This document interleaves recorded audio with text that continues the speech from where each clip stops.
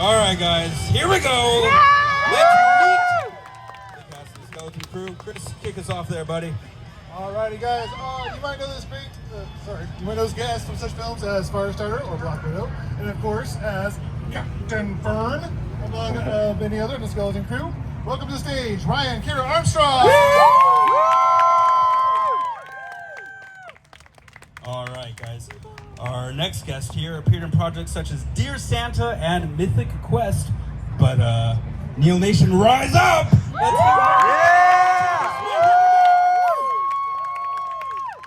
All right, our third and definitely not least guest coming up is you might know him as the voice of Antonio from the hit Disney film Encanto. We know him as Wim on the Skeleton Crew. Welcome to the stage, Ravi, Cabot-Conyers.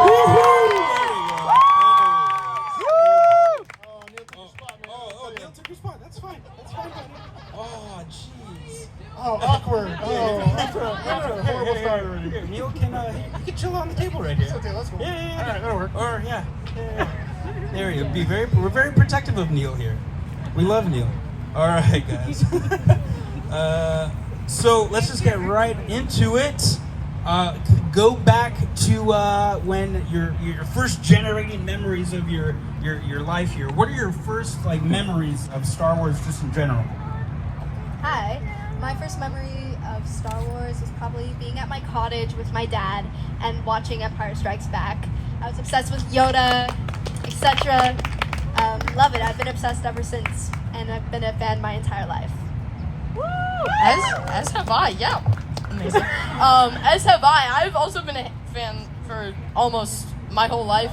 I think one of my first Christmases, I received a green Luke Skywalker lightsaber as well as a Darth Vader costume, which was a huge thing for me. And my dad's been the hugest fan for as long as I can remember, and as long as he can remember, I believe. So, it's been a huge part of my life, and I love the universe. It's so fun, and getting to be a part of it is something that it's a very different experience than you would normally have on any other film set or series film set.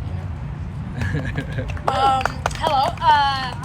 I think my first memories of just Star Wars was the weapons and stuff. I remember I was Darth Vader for Halloween, and also I went to Disneyland with my Darth Vader cosplay, and I think there's a photo of me with Darth Vader, but it was really cute because I'm 3 feet tall, and it next to a 9 feet tall Darth Vader, and I'm just trying to act scary, but it's just not scary at all. So, but no, I think just also watching the movies for the first time was really great too. I love Star Wars. So, can we get some claps for Star Wars? Yeah. Woo!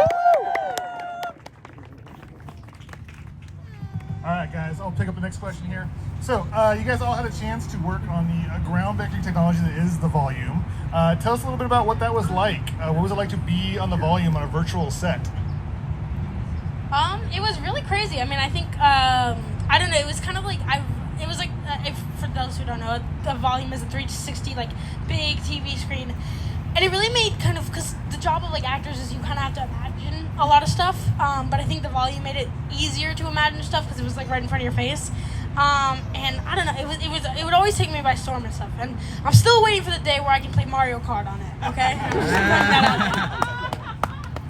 I'm guilty of how many times I've run into the screen Nice. on set during filming. I'm guilty of how many times that's happened to me, but it's a very new technology that I've never worked on until Skeleton Crew, and it's you get so immersed in the world more than you'd normally be on any film set. Like Robert said, you have to. The job of an actor is to use your imagination a lot, and there's still so much room to use your imagination on the volume, but it's a little bit more immersive, and you really feel like you're there. And yeah, it made it a lot easier, made our job a lot easier. Loved it. Very nice. It is pretty surreal working with it. I remember our first day on set. We kind of got a tour of our ship, which by the way is a really, really huge actual ship. Awesome. I mean, it doesn't fly, but in my mind it does. But we got a tour of the volume, and it was we went into hyperspeed for the first time, and it was just maybe one of the coolest experiences in my life. But yeah, for sure made our jobs tremendously easier. And also the visual effects, it moves. Like there's like birds flying around, and it's honestly one of the coolest things I've ever been able to work with as an actor. Very nice, very awesome. Very nice. All right, guys. In the show, light spoilers here, folks. Light spoilers. In the show, you guys kind of almost get marooned on a planet once or twice, maybe. And given the choice of any Star Wars planet you could get marooned on, which planet would you most like to be stuck on? This is extremely basic, but I feel like it's the most like Earth, so add Aden. And I'd be kind of familiar with it, so that would definitely, I feel like I'd be able to manage. Same thing, I think, for me. If it didn't have to be at Aten, I would say, oh gosh, I don't know, guys. Maybe Tatooine. I'd say I'm most familiar with that one. That's always been one of my favorites. I think probably my dad's favorite. So yeah, for sure. At Aten's a smart one though. I got to go with that one as well. I always would say probably Naboo. That's how you say it, right? I always get scared when I'm saying like weird things. I would always say Naboo, and it's not really like also good for you, but like Hoth. I really like Hoth. I don't know. I think really any of them are great. And she was an amazing pick. So, but for me, I'd probably go Naboo. You guys remember, Aden has like school buses at school. Would you really want to go to a planet that has school? Oh yeah. No, no school. No school. Whoa. What was that? Someone's lightsaber got popped. Oh, man. Sadness. Dang.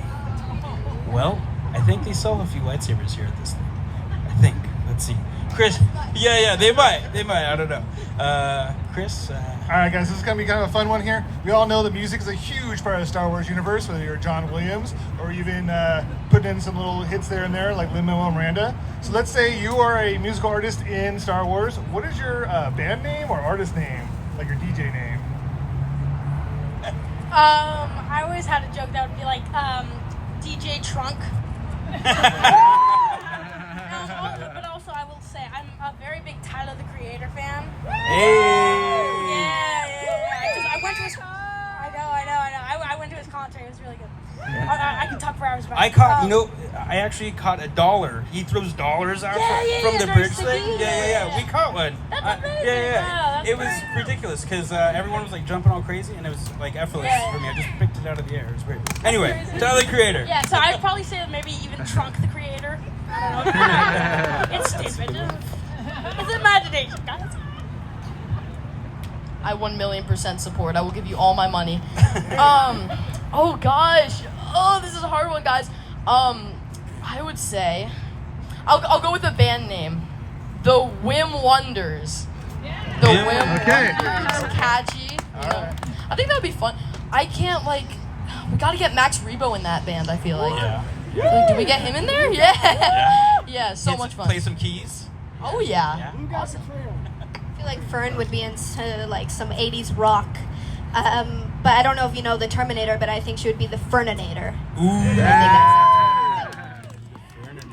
Dude, I was not. Just Blue Latte. We'll just leave it like that. Blue Latte. I got one. Yeah. My band would be called the Power Converters. It ends with a Z, and our album's called Straight Outta Tashi.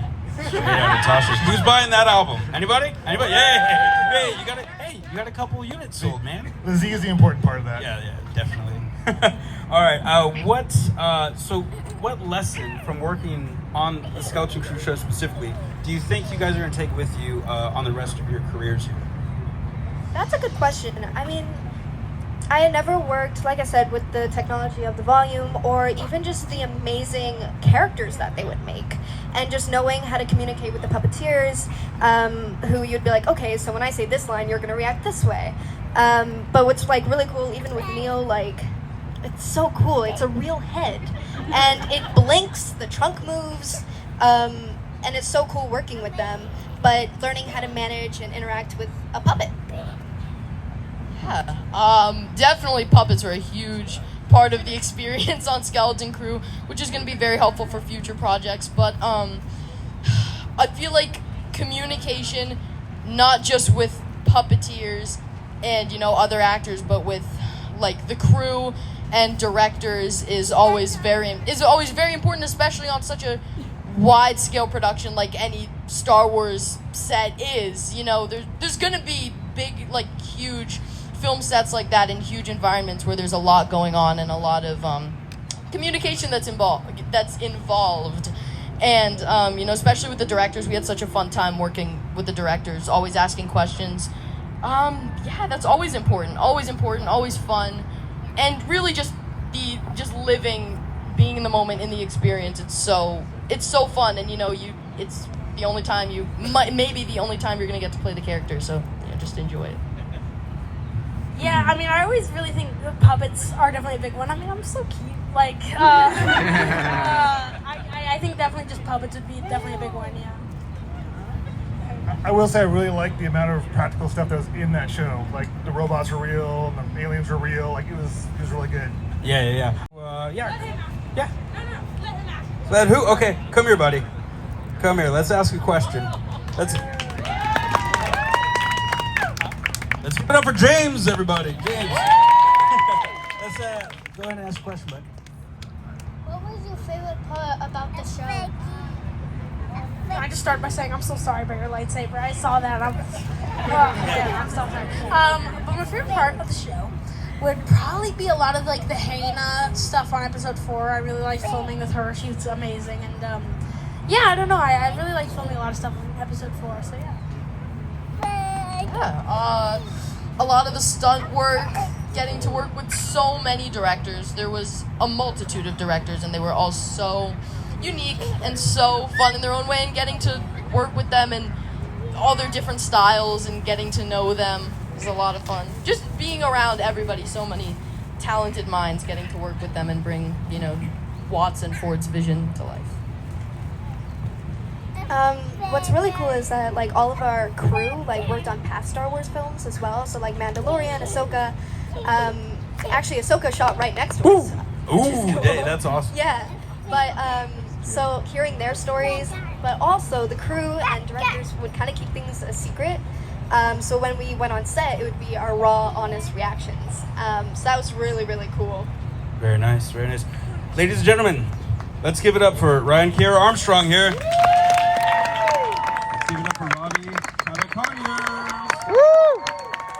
And Neel Nation, Robert, Timothy Smith. Thank you so much for your time. They will be located stage right. If you want to say hi to them, they are more than welcome. Yeah. Skeleton crew, skeleton crew, skeleton crew, skeleton crew, skeleton crew. Don't forget Neel. You need your Neel, buddy. All right. Thank you guys so much for joining us. That was awesome.